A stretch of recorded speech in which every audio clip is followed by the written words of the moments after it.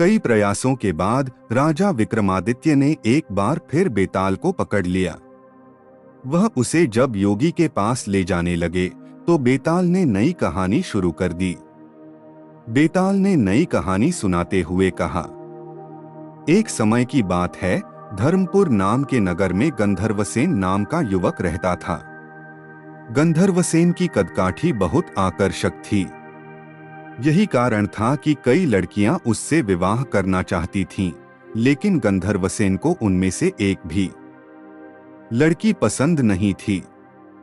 ब्राह्मण पुत्र गंधर्वसेन जब अपने घोड़े पर सवार होकर नगर में निकलता था तो सारी लड़कियां उसे देखती रह जातीं। गंधर्वसेन किसी की तरफ नहीं देखता और तेज गति से नगर को पार करके रोजाना एक मंदिर की ओर निकल जाता था। यह मंदिर काली देवी का मंदिर था। गंधर्वसेन काली माँ का बहुत बड़ा भक्त था। वो हर दिन माँ काली की पूजा किया करता था।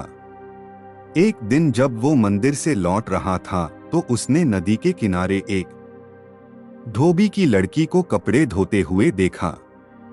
वह लड़की गंधर्वसेन को बहुत सुंदर लगी। गंधर्वसेन को उस लड़की से प्यार हो गया और वो दिन रात उसी के बारे में सोचने लगा। उसे लड़की से बात करने का कोई रास्ता नहीं सूझता। एक दिन उसने काली माँ के मंदिर में पूजा करते हुए ये प्रतिज्ञा ली कि अगर वो लड़की उसकी हो गई तो वो काली माँ के चरणों में अपना शीश चढ़ा देगा। गंधर्वसेन खाना पीना भूल चुका था। वो दिन रात उसी लड़की के बारे में सोचता रहता। इसका परिणाम ये हुआ कि गंधर्वसेन बीमार हो गया। गंधर्वसेन की बीमारी की खबर सुनकर उसका सबसे अच्छा मित्र देवदत्त उससे मिलने आया। अपने परम मित्र को बिस्तर पर पड़ा देख देवदत्त ने उसकी उदासी का कारण पूछा। गंधर्वसेन ने देवदत्त को अपना हाल सुनाया और बोला कि उस लड़की से अगर मेरा विवाह नहीं हुआ तो मैं मर जाऊंगा। देवदत्त अपने मित्र से बहुत प्यार करता था, इसलिए उसने लड़की को ढूंढने की ठानी। देवदत्त उस लड़की को खोजने में सफल हुआ। देवदत्त ने उस लड़की के पिता से कहा कि अपनी बेटी की शादी गंधर्वसेन से कर दें। लड़की के पिता ने सारी स्थिति का जायजा लिया और अपनी बेटी का विवाह गंधर्वसेन से करा दिया। शादी को 5 दिन बीत गए और गंधर्वसेन उस प्रतिज्ञा को भूल चुका था जो उसने काली मंदिर में ली थी। एक दिन सपने में गंधर्वसेन को अपनी छाया दिखाई देती है। उसकी छाया उसे वो प्रतिज्ञा याद दिलाती है और कहती है कि अगर तुम ये प्रतिज्ञा पूरी नहीं करोगे तो स्वार्थी कहे जाओगे। अगले दिन गंधर्वसेन को अपनी गलती का एहसास होता है और वो काली मंदिर में अपनी बलि देने के लिए तैयार हो जाता है। वो अपने मित्र देवदत्त को बुलाता है और उससे कहता है कि मैं, तुम और तुम्हारी भाभी मंदिर चलते हैं।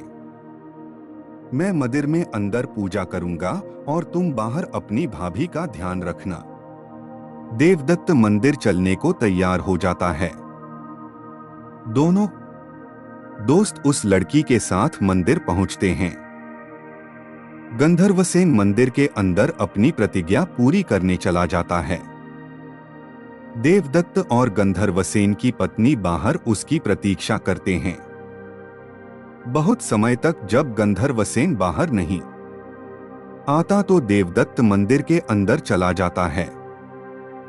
देवदत्त अंदर जाकर देखता है कि गंधर्वसेन ने अपनी तलवार से अपना सिर काटकर काली मां को बलि चढ़ा दिया है। यह देखकर देवदत्त घबरा जाता है।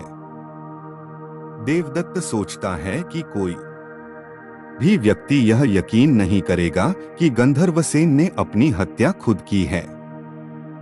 सब ये सोचेंगे कि देवदत्त ने अपने मित्र को मारा है ताकि वो उसकी पत्नी से विवाह कर सके। इस आरोप से बचने के लिए देवदत्त ने गंधर्वसेन की तलवार से अपना सिर भी काट लिया। थोड़े समय बाद गंधर्वसेन की पत्नी अपने पति और उसके मित्र देवदत्त को खोजने मंदिर आई।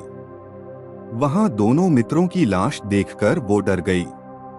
उसने सोचा कि लोग उन दोनों की हत्या का आरोप मेरे ऊपर लगाएंगे, इस लांछन से अच्छा है कि मैं भी मर जाऊं।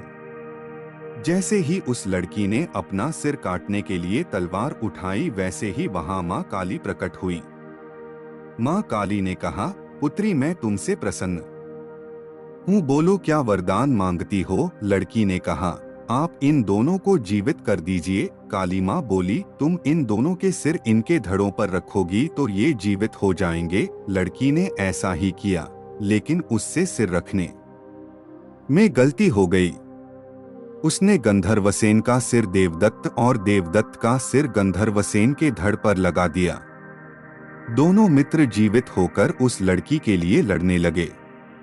इतनी कहानी सुनाकर बेताल ने विक्रमादित्य से कहा, राजन अब तुम ही बताओ कि उस लड़की का पति कौन है। विक्रमादित्य को जवाब मालूम था। अगर वो चुप रहते तो बेताल उनका सिर धड़ से अलग कर देता। इसलिए विक्रमादित्य बोले, व्यक्ति की पहचान उसके चेहरे से होती है, इसलिए देवदत्त उस लड़की का पति होगा, क्योंकि उसके धड़ पर गंधर्वसेन का मस्तिष्क वाला हिस्सा लगा है। बेताल ने कहा, इस बार भी तुमने सही जवाब दिया है, इसलिए मुझे फिर से उड़ जाना पड़ेगा।